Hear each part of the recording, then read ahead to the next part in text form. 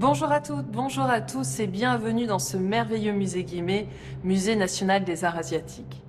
Nous vous proposons 2 émissions exceptionnelles consacrées à la magnifique exposition qui se tient actuellement ici même, Médecine d'Asie, l'art de l'équilibre.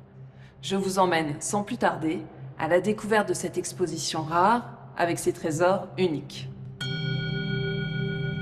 Alors cette exposition Médecine d'Asie, l'art de l'équilibre, est une exposition comme j'aimerais en voir d'autres dans les années qui viennent au musée Guimet, c'est-à-dire un sujet finalement populaire qui peut intéresser un large public et pas simplement un public d'amateurs ou de spécialistes de l'art asiatique. Il était aussi important d'en parler à travers des œuvres d'art et à travers les secrets que nous délivrent ces œuvres d'art. En fait, l'exposition, c'est une sorte de corps humain où il y aurait en fait toutes les parties du corps, avec chacune une façon différente de le traiter et avec une forme d'énergie et d'équilibre tout au long de l'exposition qui symbolise cette fameuse énergie du corps. Alors, une des premières œuvres sur lesquelles on peut s'arrêter, c'est Padmasambhava. Padmasambhava est donc certes un religieux, mais nous le voyons ici sous les traits d'un médecin. Dans la main gauche, qui repose dans le giron, il y a un récipient. Ce récipient, c'est le bol de matière médicinale. Et puis, dans la main droite, qui esquisse un geste bien connu dans l'iconographie bouddhique, puisque c'est le geste du don, Padmasambhava tient une graine.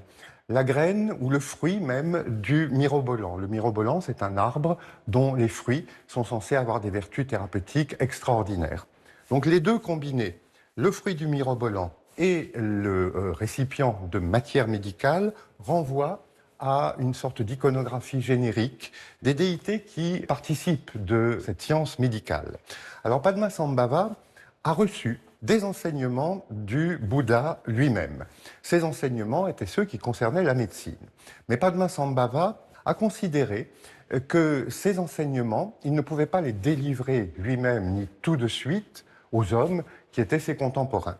Il a donc caché les enseignements en question jusqu'au temps où a vécu un personnage du nom de Yutok Yonten Gompo, médecin de son état, qui est l'auteur présumé du grand traité médical qu'est le Gyushi. L'un de ses attributs, qui est une fleur de lotus, supporte un objet oblong dans lequel on reconnaît un manuscrit, le texte qui concerne le Bouddha, maître des remèdes. Et puis, l'autre fleur de lotus, qui est tenue par la main gauche, supporte un vase, ce même vase de liqueur médicinale qui apparaissait précédemment dans les mains de Padmasambhava, et sur lequel se trouve un objet très très important et très familier dans l'iconographie tibétaine, qui est un vajra, qui symbolise la foudre, la pureté, l'indestructibilité de toute chose. Et l'idée qui prévaut quand on associe le livre d'un côté, le vajra et le récipient de liqueur médicinale de l'autre, est que la médecine est quelque chose qui va de façon fulgurante permettre d'acquérir une sorte de pureté, à la fois physique, spirituelle, et de contribuer à la bonne santé et à une longue existence. En Asie, le diagnostic commence par la prise de pouls. C'est ce qu'on voit sur cette photo de Felice Beato. Alors en général, on posait son bras sur un petit oreiller et on prenait le pouls au niveau de l'artère radiale. Ça permettait en fait de sentir les méridiens, parce que la médecine extrême orientale, elle s'appuie sur un réseau de 12 méridiens dans le corps qui correspond aux 12 organes principaux.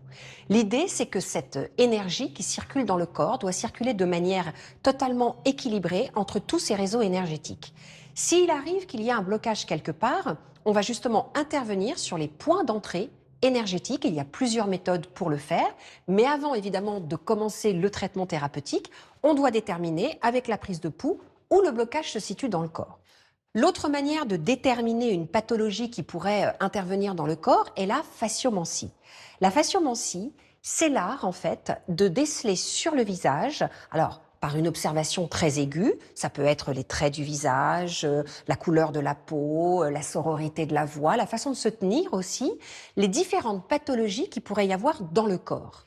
On voit sur ce rouleau qui vient de Dunhuang, rouleau du Xe siècle, qui est un traité de fasciomancie, justement, tous les aspects en fait du visage, toutes les entrées des points énergétiques qui permettent de déterminer les pathologies.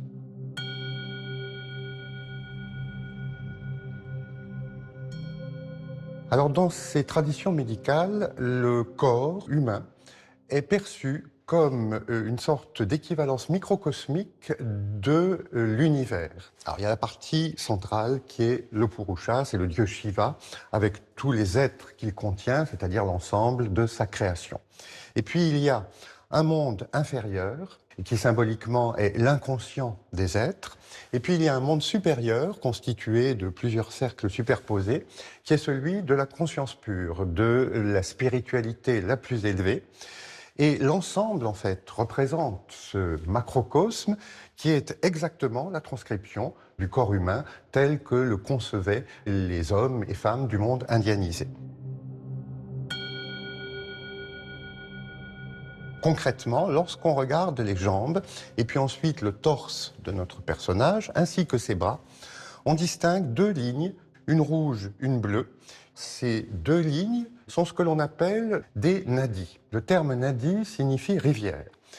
Et ces rivières vont permettre aux fluides vitaux de se déplacer le long du corps en ondulant le long de la colonne vertébrale, de telle sorte que les éléments qu'elles contiennent irriguent le corps et le fassent vivre en bonne santé.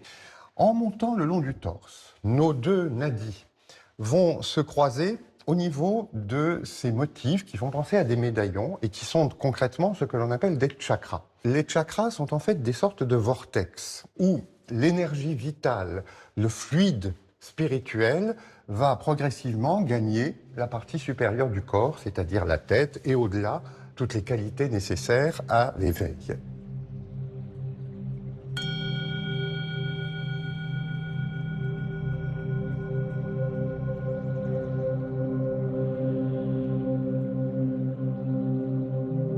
Cette sculpture se trouve dans la partie réservée aux déités protectrices, salvatrices et guérisseuses de cette exposition. Elle représente un trident sur lequel est figurée une divinité féminine. Ce n'est pas n'importe quelle divinité, c'est une divinité représentant une maladie, la variole. Et elle est représentée donc sur un trident. Et le trident est l'un des attributs majeurs du grand dieu Shiva, l'un des trois grands dieux majeurs de l'hindouisme. Nous sommes donc ici en contexte shivaïte, en contexte hindou. Et au centre de ce trident est figurée une femme qui revêt les attributs du dieu Shiva aussi. Donc vous avez dans sa main supérieure droite un rosaire, une coupe crânienne, un serpent et même un trident. Et les cheveux qui sont ébouriffés, c'est une déesse qui est en attitude farouche. Il faut la craindre.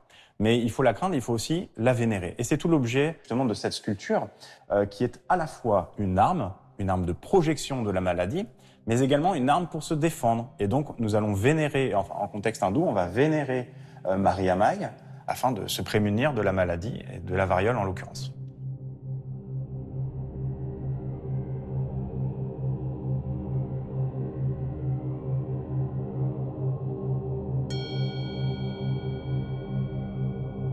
La méditation fait partie des pratiques énergétiques et des pratiques médicales en Asie.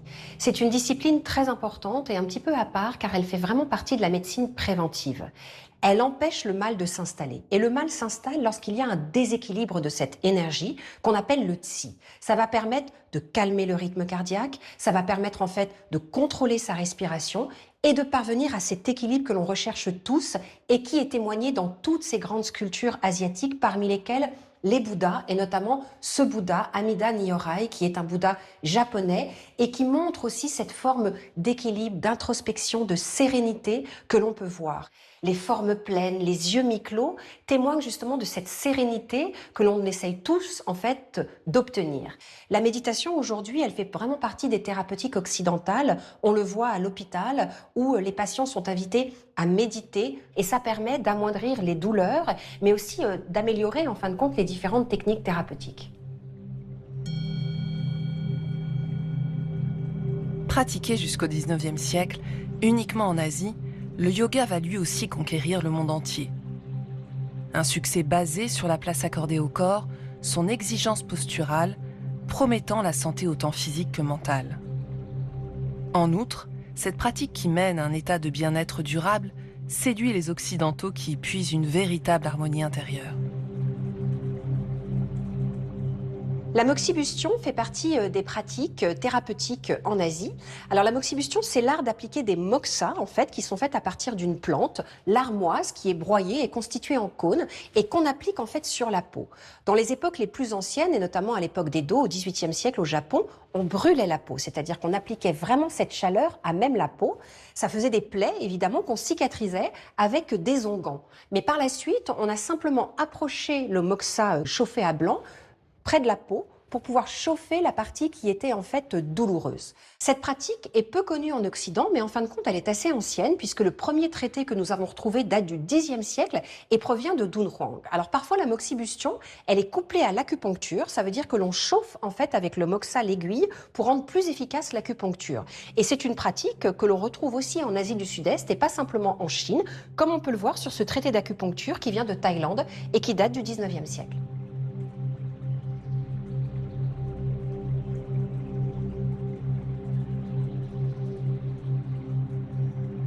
L'herboristerie fait vraiment partie des pratiques les plus usitées en Asie, dans tout l'Extrême-Orient, en Inde, en Asie du Sud-Est et au Tibet. Alors cela consiste évidemment à ingérer des plantes qui peuvent être réduites en poudre, qui peuvent être ingérées par décoction, par tisane. Il y a un éventail extrêmement large de toutes les plantes et ces plantes sont d'ailleurs arrivées en Occident à peu près au XVIIe siècle. Ici, nous avons un meuble assez exceptionnel qui est un meuble d'herboriste qui est resté vraiment en l'état. Alors vous avez tous les petits tiroirs ici avec tous les noms des plantes. Ça permettait de faire un certain nombre de mélanges puisque chaque pathologie pouvait être soignée par une plante. Alors par exemple le ginseng qui était une sorte de panacée qui pouvait vraiment guérir un éventail très large de maladies. Et puis parfois, en fonction des pathologies diverses, en fonction aussi des humeurs de chacun, on choisissait des mélanges de plantes très spécifiques. Ce qui est intéressant, c'est qu'il y a certaines plantes que l'on connaît en Occident comme des teintures, par exemple l'indigo, alors que si on mélange l'indigo avec un autre type de plante, eh bien ça peut régler les problèmes gastriques.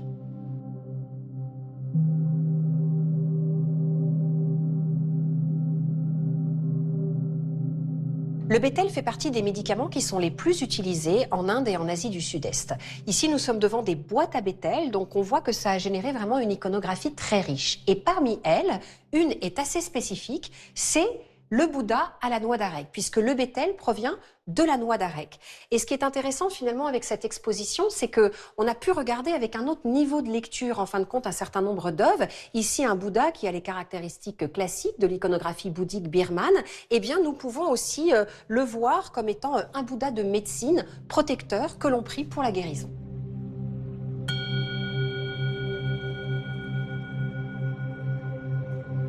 Avant de nous quitter et pour prolonger ce magnifique voyage, voici quelques ouvrages que nous vous proposons. Avec tout d'abord le sublime catalogue qui accompagne cette magnifique exposition Médecine d'Asie, l'art de l'équilibre, une coédition In fine et Musée national des arts asiatiques Guimet. Vous y retrouverez chaque section de l'exposition illustrée par différentes œuvres ainsi que des textes explicatifs des plus grands spécialistes de ce domaine. La sagesse des 5 rites tibétains, rituels pour régénérer le corps, l'esprit et l'énergie, de Zhuo Tsuei, chez Guitre et Daniel. Et enfin, la médecine tibétaine, ses secrets de guérison, du docteur Ingfrid Aubert, préfacé par sa sainteté le Dalai Lama, et publié aux éditions du Dauphin. C'est la fin de cette émission. Vous pouvez la revoir pendant un mois sur France.tv. Nous vous retrouvons la semaine prochaine pour la suite de ce très beau documentaire et nous vous souhaitons une très belle semaine.